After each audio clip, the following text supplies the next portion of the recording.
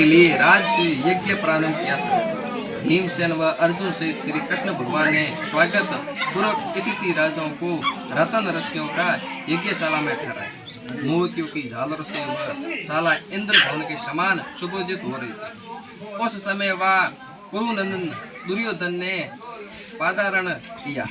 सुख स्थल को जल युक्त जान दुर्योधन वहां पर अपने वस्त्र को उठाकर सने सने चलने लगा।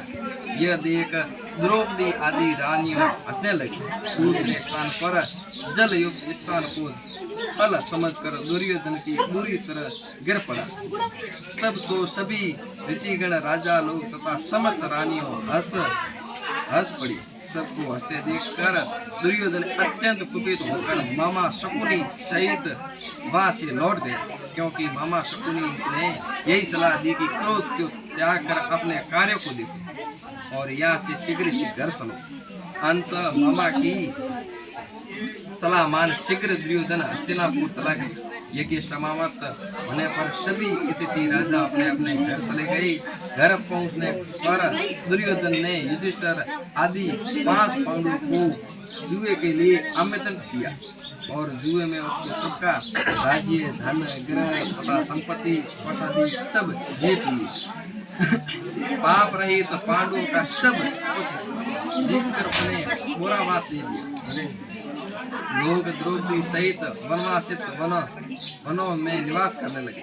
पांडवों का वनों में सुनकर भगवान श्री कृष्ण अत्यंत दुखित हुए। भाइयों को देखने के लिए निमित्त जिस वन में निवास करते थे वह पहुंचे। श्री सूजी कहते हैं कि हे ऋषि, वनवास से दुखित पांडवों ने जब अपने भ्राता श्री कृष्ण को आते देखा तो हर्ष से दिगंत वो सब प्राण परम पर मिलने लगे। युधिष्ठिर बोले, हे केशव, हे जनार्दन, हे भ्राता, तो द्रौपदी से इस वन में घोर दुख को प्राप्त हुआ। क्या इस दुख सागर से छुटकारा पा सकता हूँ? कोई ऐसी युक्ति है जिससे मैं अपना राज्य फिर प्राप्त कर सकूं? कोई ऐसे देव का आदन पूजन व वर्तावत मुझे बताने की कृपा कीजिए, जिससे मैं सब संकट से निकलकर फिर अपना राज्य धन और संपत्ति को प्राप्त करूं। श्री कृष्ण जी बोले, हे राजा, अनंत भगवान का व्रत एवं पूजन ऐसा है जिससे मनुष्य के समस्त दोष नष्ट हो जाते हैं। भगवान का नारायण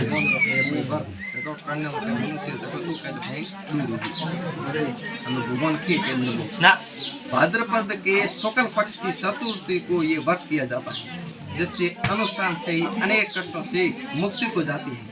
तब युधिष्ठिर बोले, हे मधुसूदन, आपने जिन अनंत भगवान का वर्णन किया है वे कौन है? वो युधिष्ठिर भगवान ने पूछा, कृष्ण भगवान मैंने कई और जगह अनंत भगवान है कौन? या शेष भगवान है तथा तक्षक है, या परमेश्वर को ही अनंत कहते हैं, या ब्रह्मदेव इस नाम से पुकारे जाते हैं? हे देवस, मुझे कृपा कर विस्तार से समझाइए कौन है कौन नहीं है, इसका मैंने पूरी बात कि अनंत भगवान किसे कहते हैं। श्री भगवान कृष्ण बोले, हे युधिष्ठिर, अनंत मैं ही हूँ, आप आदित्य आदि जितने महीने हैं तथा काल कारण दिवस रात्रि मुहूर्त पक्ष प्राणी वर्षा युग काल आदि की व्यवस्था ये सब समय के विभाग आदि को कहे गए हैं। ये सब अनंत ही अर्थात ये सब मैं ही और मैं ही पृथ्वी का भार करने के लिए अवतीर्ण हुआ। दैत्यों का निवास करने को मैं ही अवतार धारण कर वासुदेव को वंश को उज्जवल किया। ये युधिष्ठिर साधु लोगों की रक्षा और दुष्टों का नाश करने के निमित्त में अवतार लेता। साधु लोगों की रक्षा और दुष्ट नाश करने वास्ते नहीं। अनादि मध्य अनंत कृष्ण विष्णु ब्रह्म शिव वैकुंठ सूर्य चंद्रमा ईश्वर विश्व रूपा माधुर्य योगी स्वरूप अनंत सौदस इंद्र वसु 12 सूर्य 11 रुद्र सप्तऋषि समुद्र पर्वत नदी नक्षत्र दिशा पृथ्वी पाताल तथा भूर्वादी लोग ये समस्त मुझ में ही है। इता है मैं, इनका निमित्त कारण मैं ही हूँ, ये निश्चय सत्य है। युधिष्ठिर बोले, हे जनार्दन, हे भगवान, अब कृपा कर मुझसे इस व्रत की विधि की वर्णन कीजिए। हमें मैंने बताओ भाई वक्त करो विधि की, और ये भी कहिए कि इसका क्या फल होता है, ये किस देवता का पूजन है, सबसे पहले ये वक्त किसने किया था, हम ऊपर ऊपर किण कियो किण कन्नो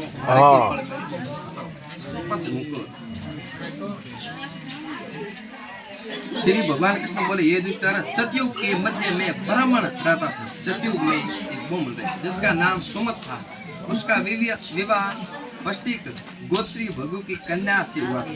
विवाह के कुछ काल उपरांत उसके सर्व गुण संपन्न एक कन्या संपन्न हुई। उसका नाम पिता ने शीला रखा।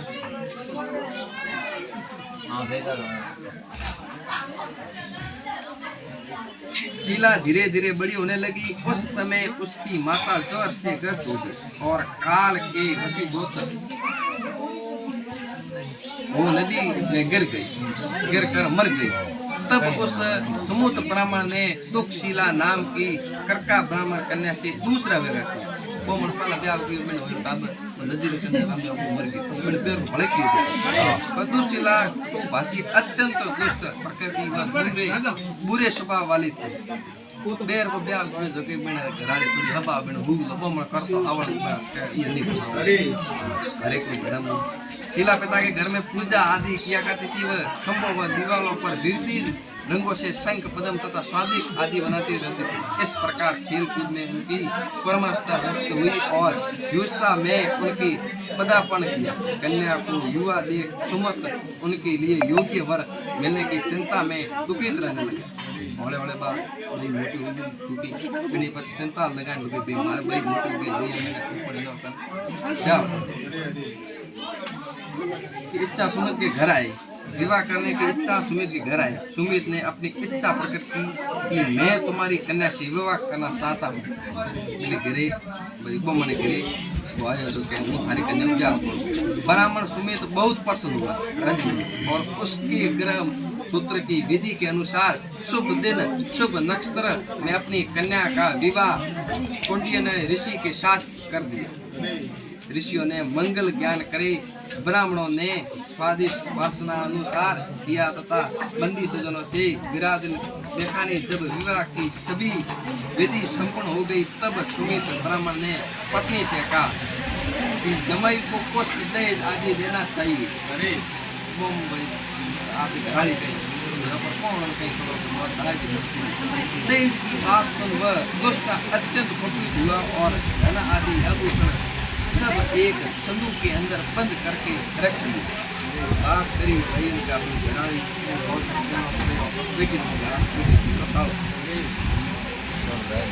और पति ये बोली घर में तो कुछ भी नहीं है और पति बोले कि घर में कहीं है मुझको मंदे होगी चोरी ये भाई के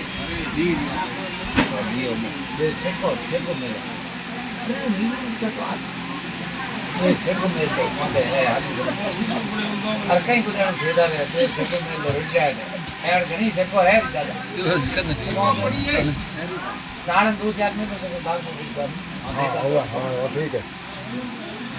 मैं क्या करूँ जमाई जो ही चले जाते मैं कि अपने है दवाई है दी जाए उसके प्रश्नों को सुनकर ब्राह्मण बहुत उदास हुआ। आप ही गाड़ी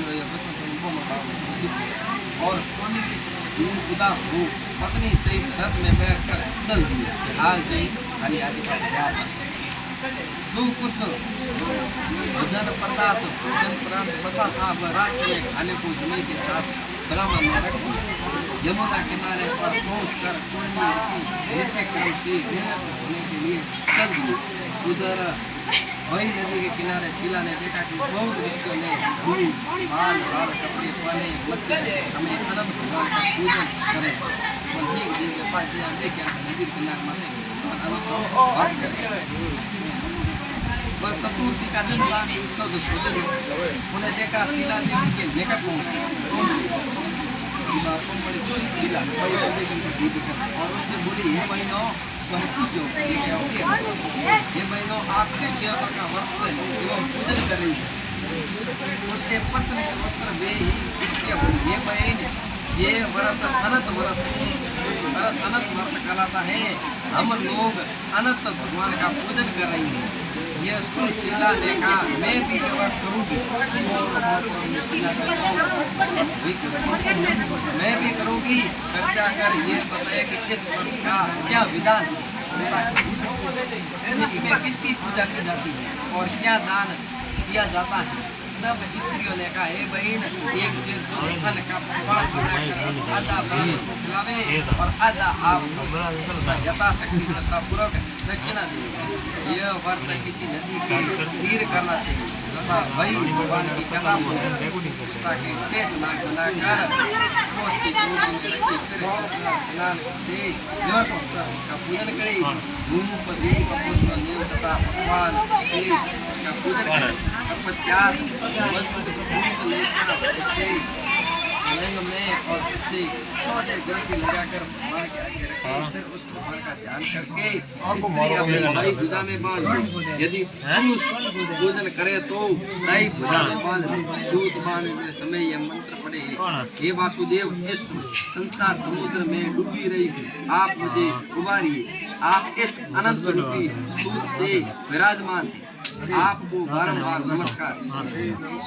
इस प्रकार इस अनंत सूत्र को चित स्त्र करके आदि अनंत रहित परमेश्वर का ध्यान करके बांध ले।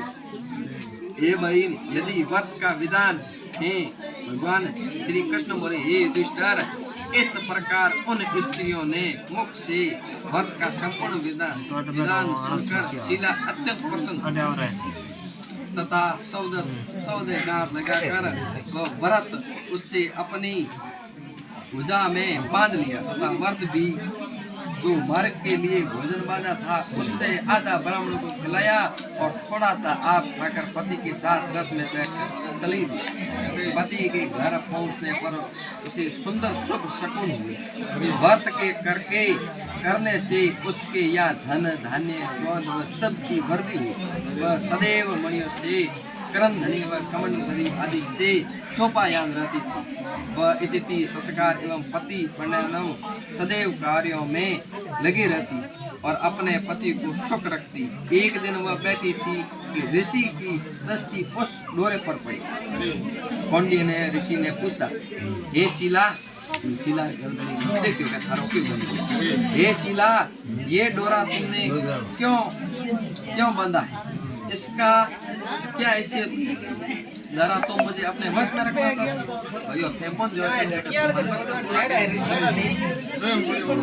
मुझे इसका ठीक कारण बताओ और सही बता दो। शीला ने कहा, हे पतिदेव, ये अनंत भगवान का सूत्र है। शीला कही, हे पतिदेव, भगवान का सूत्र है। इसके द्वारा मनुष्य धन धान्य तथा ऐश्वर्य आदि सर्व सुखों को प्राप्ति करता है। इसी के कारण ये सूत्र मैंने धारण किया है। यह सुन धन्य ऋषि ने वह सूत्र तोड़ डाला। कूड़ बोले, मैंने कह रिपस में जोड़ी कौन दे।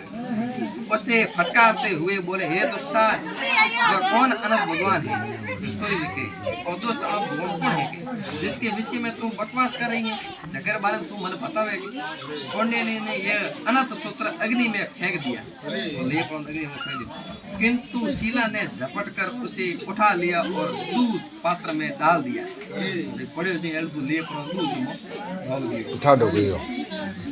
डाल दिया। इस प्रकार अनंत सूत्र को तोड़कर फेंकने से ऋषि का धन ऐसे सब नष्ट को प्राप्त हो गए। धन हो जो गुओं की चोरी हो गई, घर में आग लग गई, धन धान्य सब नष्ट हो गए। घर में आग लगी, जिससे बंधु के दुश्मन हो गए, परिवार में कलह में प्रवेश कर लिया। इस प्रकार अनंत भगवान का ध्यान करने से कौंडिन्य के घर में दरिद्रा का पूर्ण रूप में निवास हो गया। का मित्र आदि का दुश्मन हो गया, घर को कड़े होगी, चोरी होगी। श्री भगवान बोले, कृष्ण जी, ये दुष्कर पड़ोसियों से वार्तालाप बंद कर दिया। वे तन मन धन सबसे अत्यंत कष्ट को प्राप्त हुए। अनंत दुखित होकर एक दिन कौंडिन्य ने अपनी स्त्री से बोली, दुखी हुड़ हुड़ आ कुछ कुंडी ने अपनी पत्नी से बोला, हे शीला, ये एकाएक कैसी विपत्ति मेरे ऊपर आई है? एकदम ये विपत्ति हमारे ऊपर क्यों आई है? वाला एकदम रेडी रहता, जिसके प्रभाव से मेरे पास कुछ भी नहीं है। इतना प्रभाव हमारे कहने कहीं नहीं रिवाज करी, यहाँ तक कि बंधु बाद वो भी कले हो गए। कोई मुझसे बोलता भी नहीं, क्या कारण है? यह किस पाप का फल है? घर आज के कले कंड हो गया, दोस्ती बड़ी एनो कारण क्यों?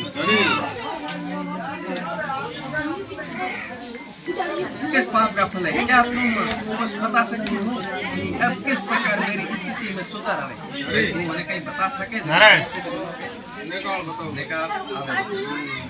तब वह अत्यंत चतुर स्त्री मीठी वाणी से समझा कर कहने लगी।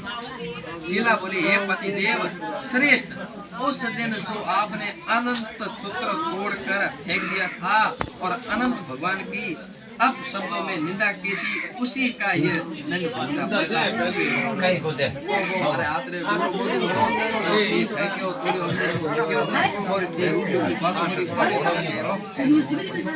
हे प्रभु, आप उसी के निमित्त कुछ करिए, तभी आपका भला हो सकता है। हे प्रभु, हे पति देव, अनंत भगवान पर आप तो पर बाबा तो हावड़ हुई। अपनी पत्नी की बात सुनकर कोई ने से भगवान समझ लिया।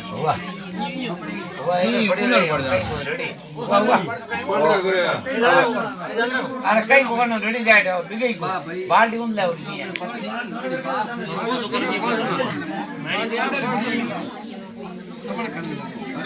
मेरे त्याग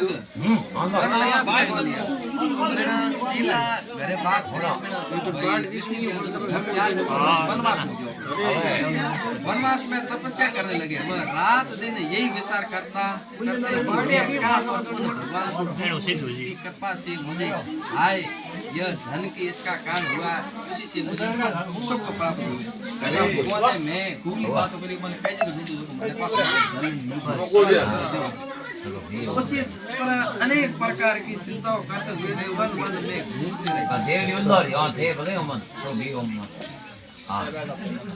घूमते रहे। एक दिन जंगल में उन्हें फल से लदे आम्र वृक्ष को देखा, जिसके फलों को किसी ने नहीं खाया था और वह सड़ने लगे। पक्षी तक उस वृक्ष पर नहीं बैठे थे।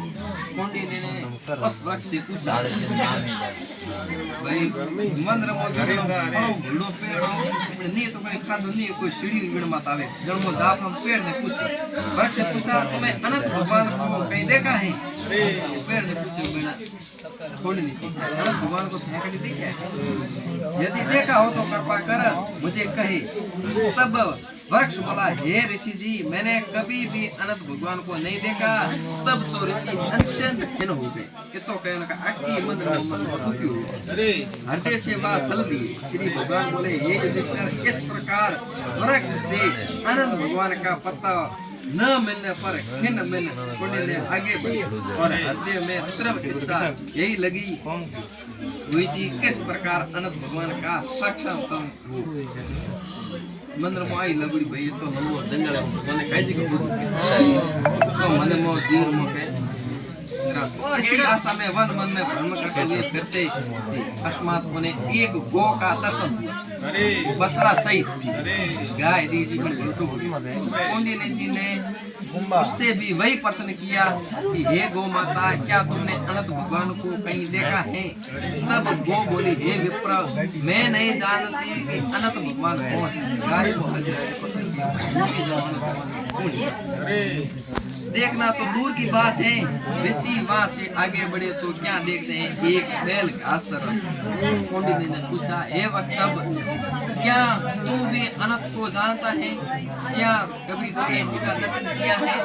बैल ने उत्तर दिया, हे ऋषि सर, मैंने कभी भी अनंत भगवान को नहीं देखा। वहां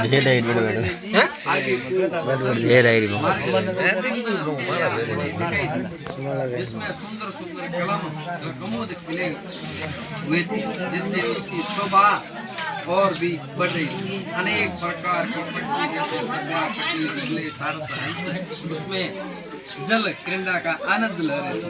सुंदर लहरें उठ रही थी जो आपस में उबल जुबल कर खेलती हुई बालिकाओं के पेट भर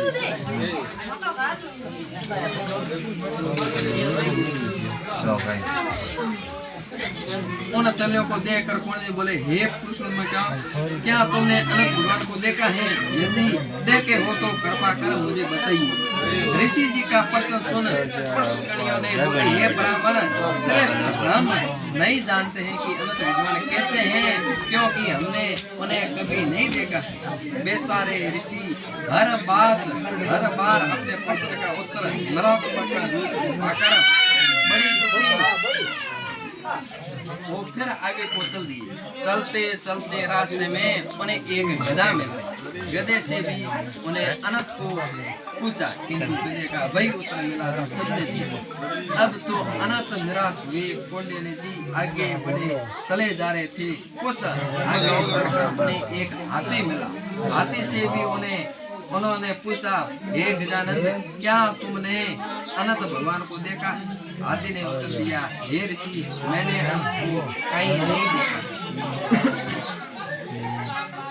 इस प्रकार सब और से निराश हो ऋषि वही जंगल में आग मूंद कर बैठे और अत्यंत दुखित मुस्कुराहट से रहते हुए हाय भगवान हाय उन्हें अपने शरीर की सुंदरी भी भूल गई और इस कारण मूर्छा में कुछ देर पड़े रही।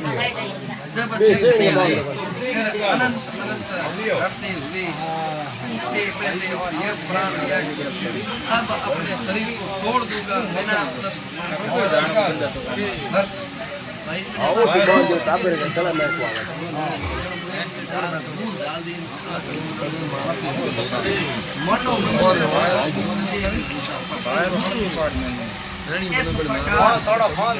या अपने शरीर को छोड़ दूंगा प्राणों का मोह छोड़कर जो ही